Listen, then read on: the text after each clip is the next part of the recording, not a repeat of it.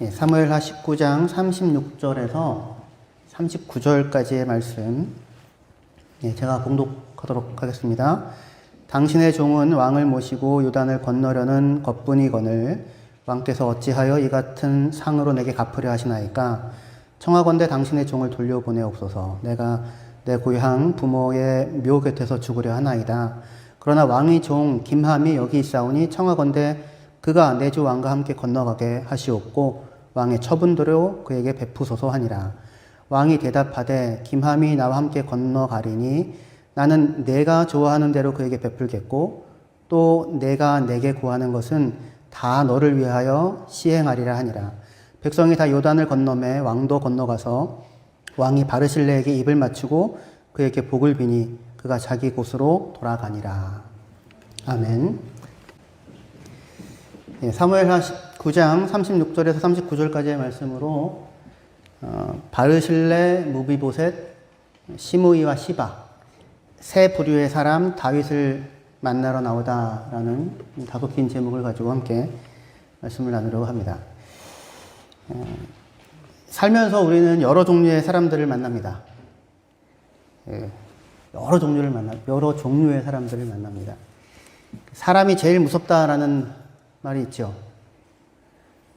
그런 만큼 산에서 호랑이를 만나는 게 낫지 사람을 만나는 게 더 무섭다. 뭐 이런 그런 말 혹시 들어보셨습니까?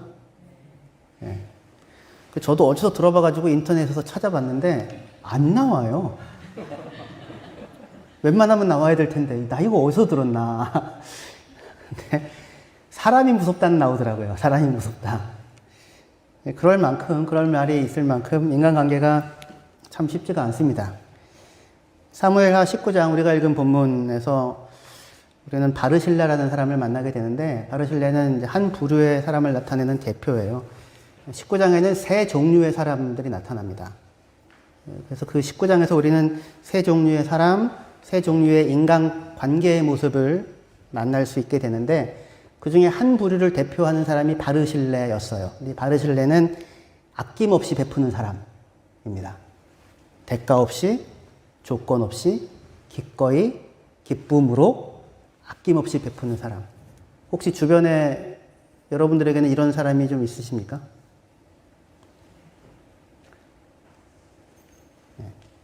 아니면 여러분들이 혹시 그런 사람이십니까? 저희 교회는 많은 것 같은데. 근데 그런 사람만 우리들 곁에 있는 건 또 아니죠. 그죠? 그런 사람만 있는 건 아닐 겁니다. 그래서 사무엘하 19장은 다윗이 사실은 내용은 이래요. 자기 아들 압살롬, 지난주에 이어서 말씀하는 건데요. 자기 아들 압살롬이 반역을 일으켰는데 그것을 진압합니다. 그리고는 예루살렘으로 이제 왕으로 다시 복귀를 하려고 해요.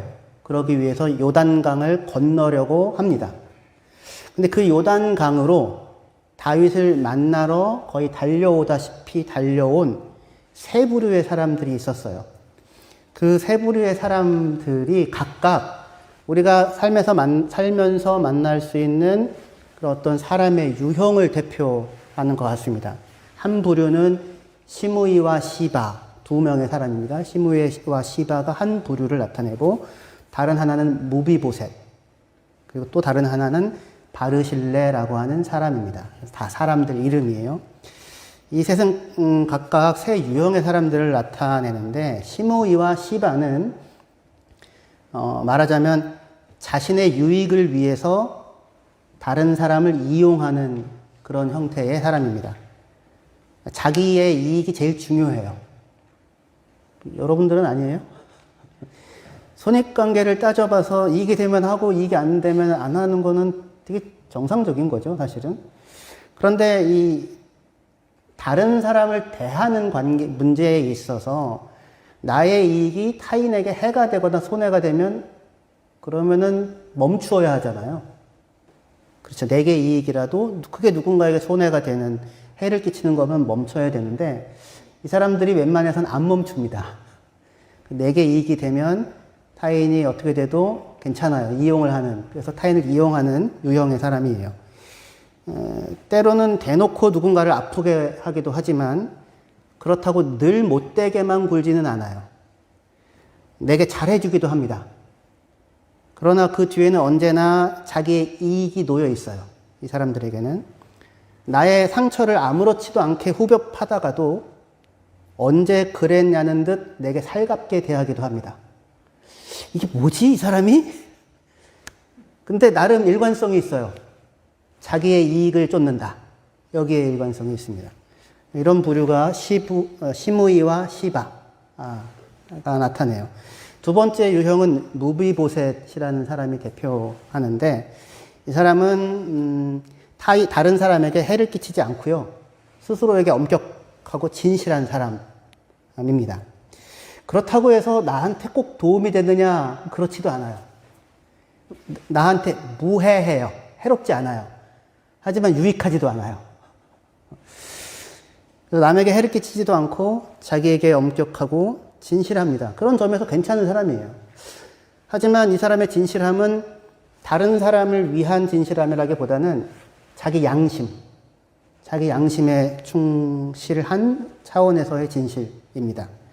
두 번째 부류의 사람이에요. 세 번째 부류의 사람은 바르실레입니다.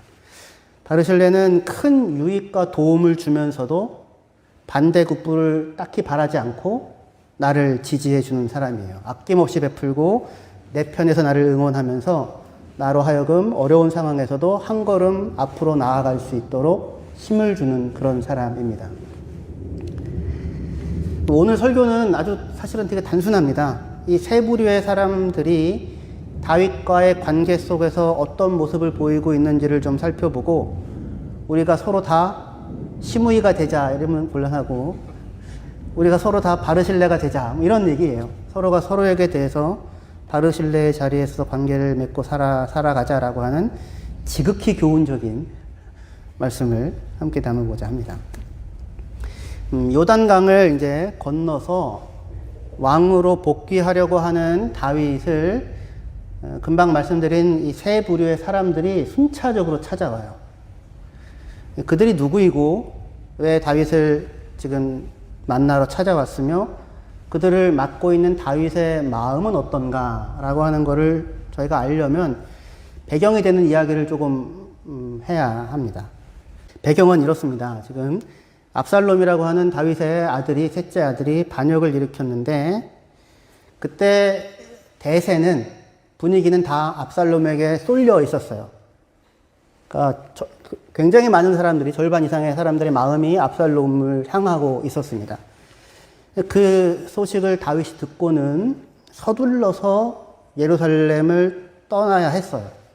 다윗의 근위대, 친위대라고 할 수 있는 사람들이 600명 정도 있었는데, 이 사람들은 다윗을 따라요. 그리고 블레셋 가드라고 하는 곳에서 망명하여 온 사람이 있어요. 이때라고, 장수입니다. 근데 다윗을 따라서 가겠다고 나와요. 그래서 다윗이, 야, 너 망명자인데 굳이 나까지 따라올래? 왜 그러니? 그냥 평안하게 있어라. 이렇게 얘기할 만큼. 근데 이때가 따라가겠대요. 그래서 또 따라오게 됩니다. 그리고 여러 백성들이 또 다윗을 따라서 피난길에 오르려 합니다.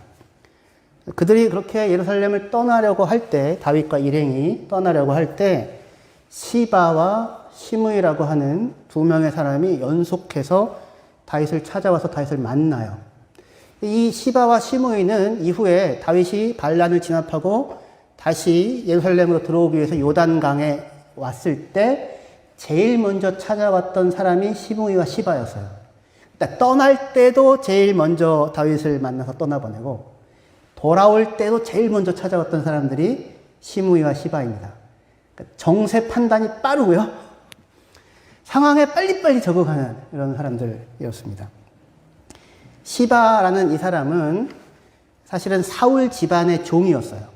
사울 집안의 종이었는데, 사실은 재산관리인이라고 얘기를 해야 될 거예요. 왜냐하면 종인데 아들이 15명입니다.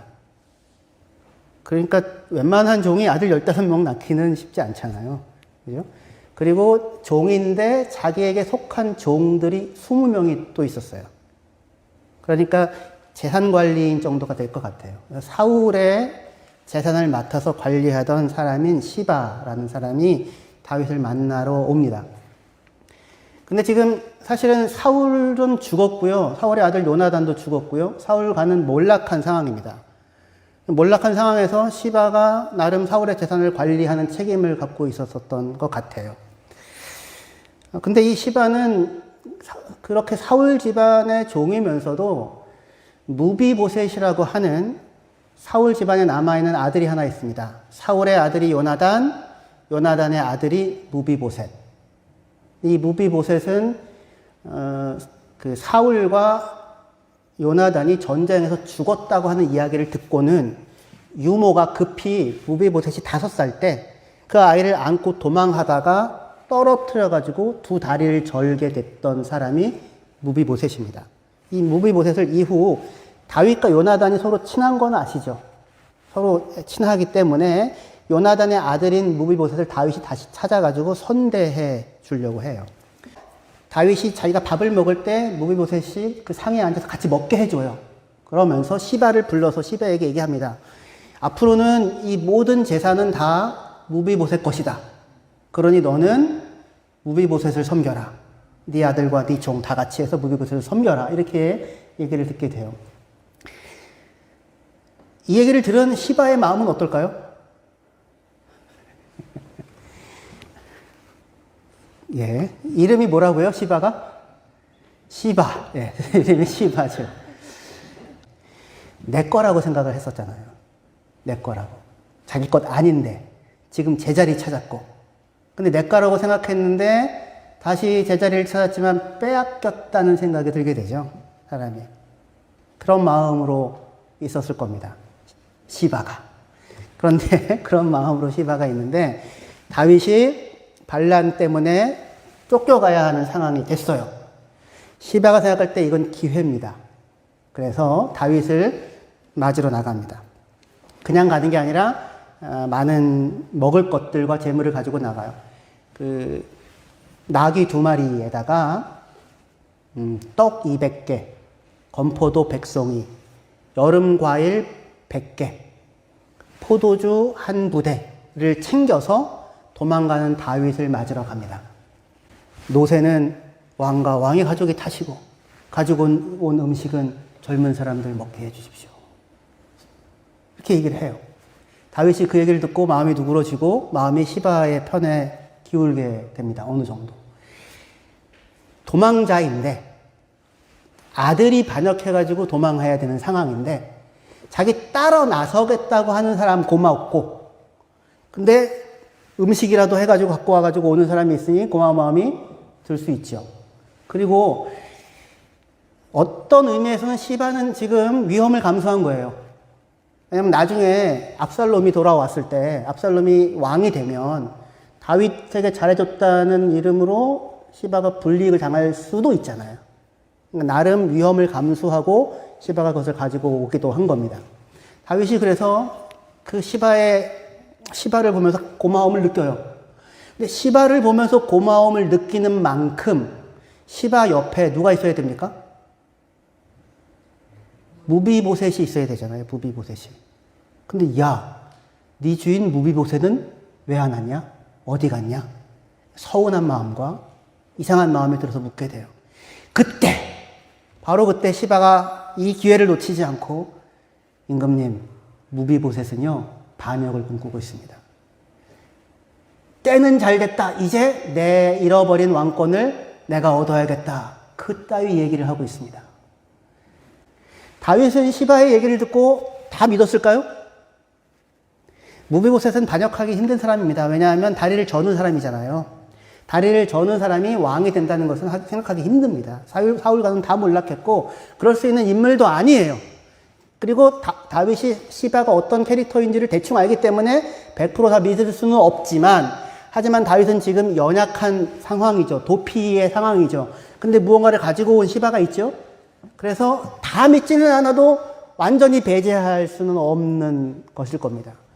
그래서 다윗이 뭐라고 얘기하냐면 앞으로 무비보셋에게 주었던 그 재산 다 너에게 줄 테니까 네가 관리해. 시바는 성공했어. 이런 마음을 가지고 아마 돌아갔을 거예요. 나중에 무비보셋의 얘기를 들어보면 시바의 얘기는 거짓으로 보입니다. 거짓으로 모함을 한 거죠. 그러니까 다윗이 지금 위기에 처했고 도망을 가는 그때를 이용하여 다윗에게 잘해주는데 결국에 원하는 건 뭐예요? 자기의 이익을 챙기는 그런 이제 자리에 있는 겁니다. 이랬던 시바가 다윗이 왕권을 회복하고 반란을 진압하고 예루살렘으로 돌아온다는 소식을 들어요. 가만히 있을 수 있겠습니까? 가만히 있을 수 없죠. 왜냐하면 무비보셋이 먼저 가가지고는 까발리면 어떻게 돼요? 곤란하잖아요. 그래서 자기 집안 식구들을 다 데리고 요단강으로 달려가서 가장 먼저 다윗을 맞으려고 합니다. 자신이 했던 거짓말을 어떻게 해서든지 수습해야 했기 때문이죠. 그런데 시바가 이렇게 달려가는데 다윗을 맞으러 만나는 첫 자리는 시바가 아닌 시므이라는 사람이 차지하게 돼요. 시므이가 훨씬 더 나름 영향력이 있는 사람이었습니다. 그래서 시바는 가장 먼저 다윗을 맞아서 자기를 변명하고 싶었지만 시바보다 더 급한 사람이 있었어요. 그 사람이 누구냐면 시므이입니다. 왜냐하면 시므이는 다윗이 떠날 때 다윗을 저주했던 사람이었거든요. 다윗이 도망가는 위기의 상황에 누구의 편에 서기로 택한 거예요? 압살롬의 편에 서기로 택하고 다윗을 저주합니다. 아주 그냥 혹독하게 저주해요. 그랬던 시므이가 돌아오는 다윗을 맞으러 제일 먼저 달려나가요. 왜요? 살아야 할 거 아니에요. 살아야. 이 기회를 놓치면 안 돼요. 이때를 놓치면 나는 살아남을 수 있는 방법이 없다 아마 생각을 하고는 바람처럼 달려가서 자기 지파 속한 사람들 1,000명을 모읍니다. 1,000명을 모으거든 떼거리를 모으고는 가장 먼저 요단을 건너서 다윗 앞에 나가서 절을 하면서 용서를 구해요. 용서를 구하는 내용이 사무엘하 19장 19절입니다.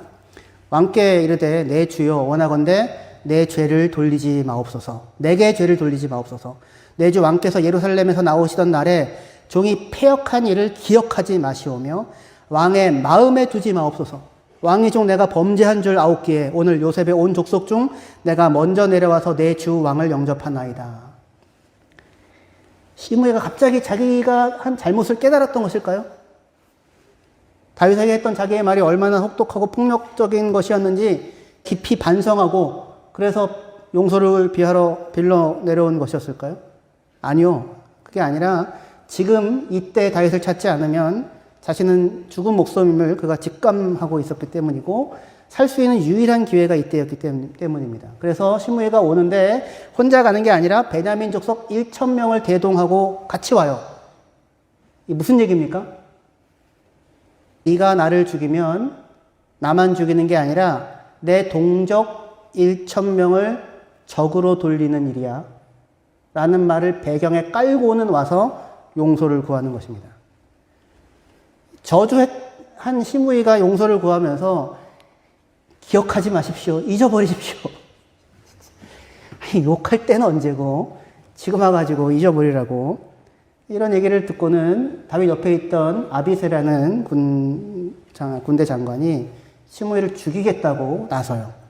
하지만 다윗은 지금은 사람을 죽이는 때가 아님을 잘 알고 있습니다. 왜냐하면 지금 현재 다윗을 맞으러 나온 사람들 중에 절반 이상은 압살롬 편에 섰다가 지금은 다윗에게로 돌아선 사람들이에요. 그렇기 때문에 지금 다윗은 갈라졌던 사람들의 마음을 하나로 모아야 하는 상황입니다. 그렇기 때문에 다윗은 자신을 저주했던 시므이지만 그를 죽일 수가 없었어요. 그래서 다윗이 이렇게 얘기합니다. 사무엘하 19장 22절에요. 다윗이 이르되 소르야의 아들들아 내가 너희와 무슨 상관이 있기에 너희가 오늘 나의 원수가 되느냐? 오늘 어찌하여 이스라엘 가운데서 사람을 죽이겠느냐? 내가 오늘 이스라엘의 왕이 된 것을 내가 알지 못하리요? 하고 왕이 시므에게 이르되 내가 죽지 아니하리라 하고 그에게 맹세하니라. 그래서 시므에는 자신의 목숨을 건집니다. 도망하는 다윗을 가장 먼저 맞아서 저주를 퍼부었던 베냐민 족속의 실력자 시므이는 사실 그러니까 어떤 신념이나 용기가 있어서 다윗을 저주했던 것도 아니었어요. 다윗을 저주하는 입술로 다윗의 발에 입을 맞추고 다윗에게 돌을 던졌던 손으로 다윗의 신발을 닦아주는 일을 하는데 시므이는 거리낌이 없어요. 그렇게 하여 생명을 얻습니다. 하지만 그렇게 해서 얻게 된 생명을 무엇을 위해, 누구를 위해 쓰고 있는가라고 묻는다면 그에 대한 대답은 시므이에게는 없어요. 살아야 하니까. 살아야 하니까. 그거보다 더 큰 얘기가 없는데 문제는 그렇게 살아야 하나요? 그렇게 하면서 살아야 하나? 무엇을 위하여? 묻게 되죠. 첫 번째 부류의 사람들입니다. 시므이와 시바. 이 사람들이 다윗을 가장 먼저 맞으러 나옵니다. 반란을 진압했는데 아들이 죽었어요. 그리고는 갈라진 이스라엘 사람들의 마음, 자신을 향하여 반역의 칼을 든 사람들을 끌어안아야 되는 자리에 다윗이 서 있습니다. 거기가 요단강이에요. 그냥 왕으로 화려하게 복귀하는 게 아니에요. 절반 태반이 자기를 향하여 반역의 칼을 빼들었던 사람들, 그 사람들 다시 자기 백성으로 삼아야 하는 왕인 겁니다. 그리고 그 반역이 진압됐지만 아들이 죽었어요. 그러니까 요단을 건너는 다윗의 마음은 고통스러워요. 그런데 그 다윗을 맞으러 나온 첫 번째 부류의 사람들이 어떤 인간들이에요? 자신의 위기를 이용하여 자기의 이익을 추구했던 인간인 시바와 자기를 저주했다가 얼굴색을 바꿔가지고는 살겠다고 와서 용서를 구하지만 속이 뻔히 들여다 보이는, 협박하고 위협하면서 너 나 안 받아들이면 곤란할걸? 이런 얘기하는 인간들이 가장 먼저 자기를 맞으러 나옵니다. 사람이 무서워요. 그런데 다윗은 그 사람들을 받아들여요. 다윗은 그 사람들을 끌어안습니다. 왜요? 반역으로 갈라진 백성들의 마음을 하나로 모아야 하는 자리에 다윗이 있기 때문입니다. 두 번째 부류는, 첫 번째 부류에 시간을 많이 썼는데요. 두 번째와 세 번째는 짧게. 두 번째는 무비보셋입니다. 다윗은 아마도 시바의 말을 다 믿지는 않았을 거예요. 하지만 무비보셋이 자신을 배신했을 수도 있다는 생각을 했겠죠. 사람이 그래요. 무비보셋이 설마, 근데 누군가가 말을 하면 생각을 하게 돼요? 안 하게 돼요? 하게 되죠. 그리고는 여기 나와 있어요, 요단에. 너 나 도망갈 때는 안 나오더니 돌아왔을 때 다시 왕이 됐다고 제일 먼저 나와? 네 속은 뭐냐? 이런 마음이 들겠어요, 안 들겠어요? 들겠죠. 그래서 다윗이 묻습니다, 무비보셋에게. 너 왜 나 도망갈 때 같이 안 갔니? 첫 번째 말이었어요. 마음에 의심과 서운함이 있어요. 무비보셋이 뭐라고 대답할까요? 왕이여, 나는 두 다리를 다 저는 사람입니다.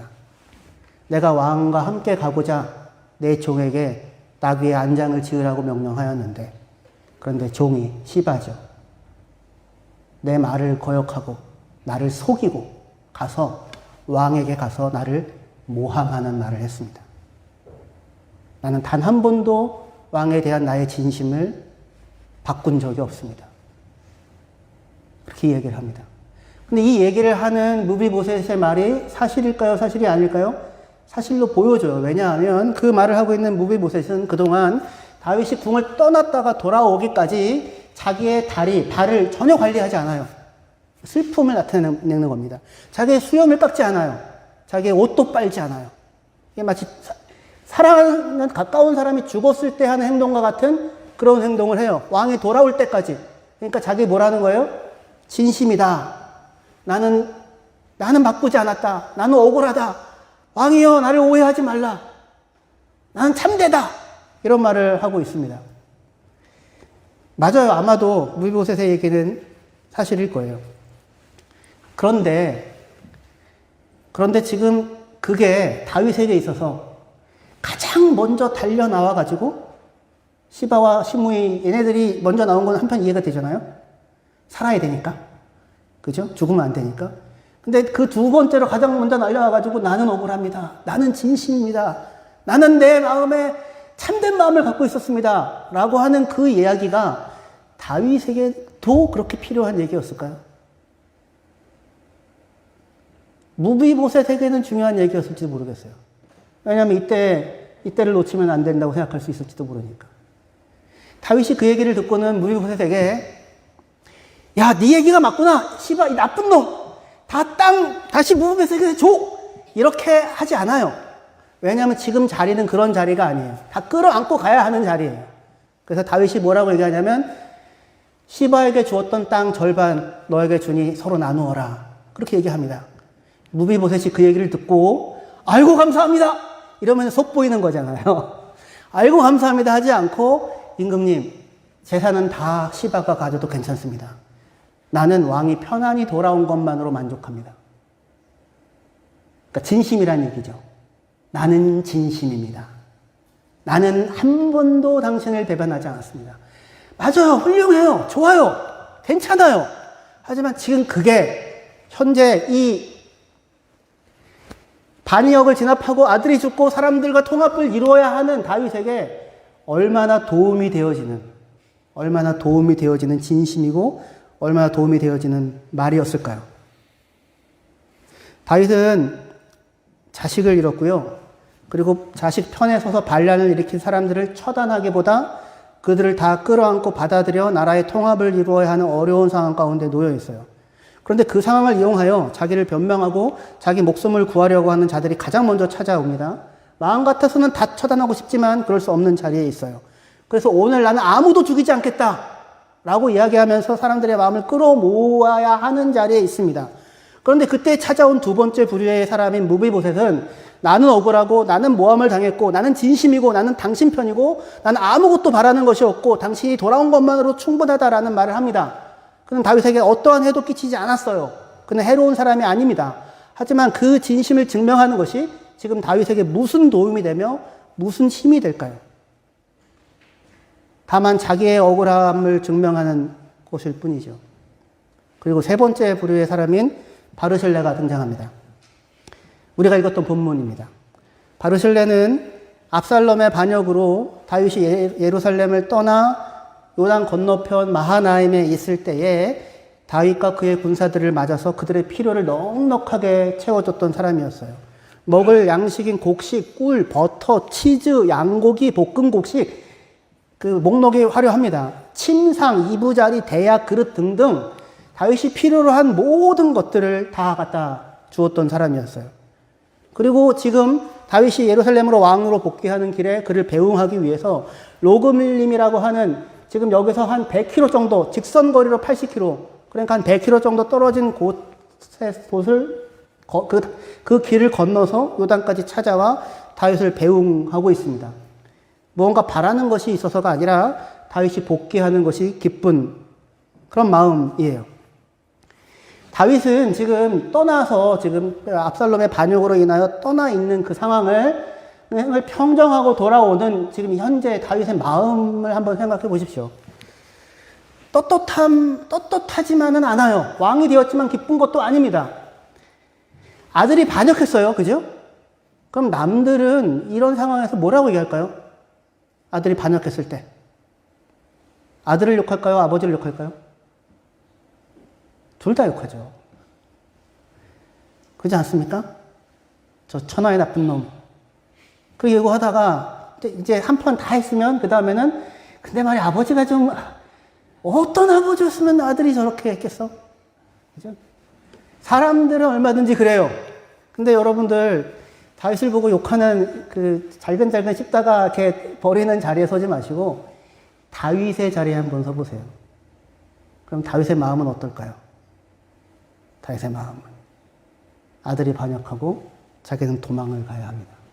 전쟁을 벌여야 하고 진압을 해야 하는데 그러면 아들이 죽어요. 고통스럽죠. 다윗은. 아들이 죽었다는 얘기를 듣고 다윗은 울고 또 옵니다. 다만 아들을 잃은 슬픔 때문이 아니에요. 다윗은 알아요. 이 모든 일이 어디서 비롯됐다고 생각하겠습니까? 자기의 범죄 때문에. 바세바를 취하고 우리아를 죽인 자기의 범죄 때문에 일어난 일이라고 생각할 거예요. 그러니까 울고 또 우는데 아들아 아들아 네가 죽은 것은 나 때문이다. 내 죄 때문이다. 나 때문에 어찌하여 네가 죽어야 되느냐. 너보다 내가 먼저 죽어야 하는데 그게 지금 다윗의 마음입니다. 그런 마음으로 울고 또 울어요. 그런 다윗이에요. 그런 다윗. 그런 다윗이 지금 요단에 와서 왕으로 가는데 영광스러운 길 아닌 겁니다. 고통이 가득하고 갈라진 사람들의 마음을 그럼에도 불구하고 안아야 하는 그 자리에 다윗이 있어요. 그런데 자신을 만들어 나온 첫 번째 사람은 자신을 혹독하게 저주했었던 시므이였고요. 두 번째 사람은 시바는 그런 때를 이용해서 다윗에게 잘해주는 듯 하다가 결국 자기 입속을 챙겼던 인간이었고요. 그리고 또 나왔던 무비보셋은 진실하긴 하지만 그의 진심이 지금 다윗에게는 아무런 도움이 되어지지 않는 사람입니다. 그렇다고 다윗 곁에 있었던 군대 장관 요압이 그러면 다윗 편이냐? 아니요. 다윗이 그렇게 부탁했거든요. 내 아들 죽이지 말아달라고, 선대하라고. 그런데 말을 들어먹지 않고는 그냥 요압이 압살롬을 죽여버립니다. 그러니까 어디에도 다윗의 마음을 알아주는 인간이 없어요. 온통 사람이 제일 무섭다. 그렇게 얘기할 수밖에 없는 그때 바르실레가 자기를 선대했던 바르실레가 요단을 건너는 다윗의 마음이 안타까워서 다윗을 위로하러 거기 찾아옵니다. 다윗이 도피 중에 바르실레가 아낌없이 베풀잖아요. 근데 보통 사람이 이렇게 누군가에게 뭔가를 베풀 때 은혜를 베푸는 자가 은혜를 입는 자에게 훈계하기가 딱 좋습니다. 왕이 죄를 지어서 이런 일을 겪는 겁니다. 앞으로 조심하십시오. 이런 얘기를 하면서 자기의 힘을 나타낼 법도 한데 아마도 바르실레는 그런 말을 한마디도 하지 않았을 거예요. 왜냐하면 다윗의 마음이 어떠한지를 잘 압니다. 다윗의 고통이 다윗의 얼굴에 그대로 드러나 보이거든요. 바르실레는 그런 다윗 편에서 그를 지지해주고 아낌없이 조건 없이 그의 필요를 다 공급해줍니다. 반역이 진압되었지만 아들을 잃고 갑니다. 근데 그렇지만 다윗은 마음껏 슬퍼할 수도 없어요. 그리고 갈라진 마음을 통합해야 하는 그 마음의 자리에 있는 다윗을 떠나보내기 위해 바르실레는 굳이 100km가 넘는 길을 건너서 옵니다. 그런 바르실레와 다윗이 같이 가고 싶겠죠. 예루살렘에. 같이 가자고 얘기합니다. 바르실레가 예 알겠습니다. 갈까요? 아니요. 여기 읽겠습니다. 사무엘하 19장 36절 여기 같이 읽을게요. 사무엘하 19장 36절 같이 읽겠습니다. 시작. 당신의 종은 왕을 모시고 요단을 건너려는 것뿐이거늘 왕께서 어찌하여 이 같은 상으로 내게 갚으려 하시나이까. 왜 왔다고요? 나는 다만 왕이 요단 건너는 것을 도우려고 왔다고요. 왕이 어떤 마음으로 건너는지 알고 화려한 복귀도 아니고 그 왕을 한편 왕으로 복귀하는 것을 환송하고 축하하지만 한편 왕의 마음을 위로하고자 하는 마음으로 나는 왔을 뿐입니다. 가십시오. 내가 가는 건 왕에게 도움이 되는 게 아니고 왕에게 짐이 될 뿐입니다. 왕이 부탁해요. 가자고. 그러면 내 아들 김함이 여기 있는데 아들을 데리고 가십시오. 그게 뭡니까? 내 아들 이제 좀 잘 좀 해주세요. 이거예요? 그게 아니라 당신이 믿을 수 있는 사람 한 사람 옆에 두십시오. 그 김함을 보내게 됩니다. 살면서 우리는 세 부류의 사람을 만납니다. 시바, 시므이, 무비보셋, 바르실레 같은 사람. 생각을 돌려서 나는 다른 사람들에게 어떤 종류의 사람이었나? 나는 누군가에게 어떤 종류의 사람이었나? 생각을 한번 해보실 수 있었으면 좋겠습니다. 복음 안에서 우리가 만난 하나님은 어떤 사람이에요? 누구와 비슷한 분입니까? 바르실레죠, 바르실레. 바르실레에게서 우리는 하나님의 모습의 일부를 봅니다. 다윗은 아마 바르실레에게서 하나님의 모습을 보았을 거예요. 하나님은 우리에게 먹을 것, 옷가지와 잠자리를 제공해 준 정도를 넘어서서 우리가 반역하고 하나님을 떠나갔잖아요? 근데 그런 우리를 위하여 자기 아들을 아끼지 않고 내어주십니다. 하나님은 우리의 죄를 우리에게 돌리지 않고 자신이 대신 감당하시고 우리가 새롭게 살아갈 수 있는 까지도 아니하리라. 이것이 복음이 우리에게 들려준 하나님이 우리에게 예수 안에서 행하신 일에 대한 이야기입니다. 교회는 바로 이 바르실레와 비교할 수 없는 하나님의 은혜와 사랑을 겪고 알고 있는 사람들의 공동체입니다. 그죠? 우리의 내부의 힘이, 우리 안에 있는 힘들이 누군가를 비난하고 평가하고 헐뜯고 저주하고 모욕하는데 소모되지 않아야 할 것입니다. 맞습니다. 바로 다윗은 완전한 사람 아니고요. 완벽한 사람 아닙니다. 다윗은 나쁜 놈이에요. 살인자의 가능까지 해놨던 사람입니다. 누구보다도 그 아픔을 끌어안고 울고 하나님께 용서를 구했던 사람이에요. 그리고 하나님으로부터 용서를 받지요. 하지만 죄는 남아서 가족에 깊은 영향을 미치고 아들이 반역하고 도망가서 아들과 싸워야 하는, 이겨도 누구도 승자가 되지 못하는 자리에 고통스럽게 서 있어야 하는 자가 다윗입니다. 그 다윗보다 저와 여러분들은 나은가요? 근데 그 하나님은 그 다윗을 나쁜 놈이라고 부르지 않고 정직한 사람이라고, 내 마음에 합한 사람이라고 그의 편에 서줍니다. 용서를 구하는 다윗을 용서해줘요. 그리고 그와 영원한 언약을 맺습니다. 그게 예수님을 통하여 하나님께서 우리에게 하신 일이었어요. 죄인인 우리들 곁에서 예수 안에서 우리에게 바르실레 그 이상의 것을, 모든 것을 내어주시고 우리 곁에 우리의 길을 동행해주는 분으로 계셨습니다. 시므이가 돼서 다윗을 저주해야 할까요? 저주 받을 만해요. 맞아요. 일정부 왜곡이 있었지만 시바가 돼서 다윗의 위기를 이용하여 자기 욕심을 챙겨야 할까요? 무비보셋이 되어 나의 억울함을 밝히고 나의 진심을 증명해야만 할까요? 바르실레가 돼서 한 걸음 걷는 것이 고통인 다윗. 지금 그렇죠. 한 걸음 내딛는 것이 고통인 다윗 곁에 그의 아픔을 감싸주고 그에게 힘을 실어주고 그로 하여금 자기 앞의 길을 끝끝내 걸어가게 하는 사람. 그게 바르실레였고 예수님이 우리에게 행하시고 있는 일입니다. 서로가 서로에게 이 일들을 하면서 살아가는 교회. 그것이 램스타인 한인교회가 되어지기를 주의 이름으로 축원합니다. 기도하시겠습니다.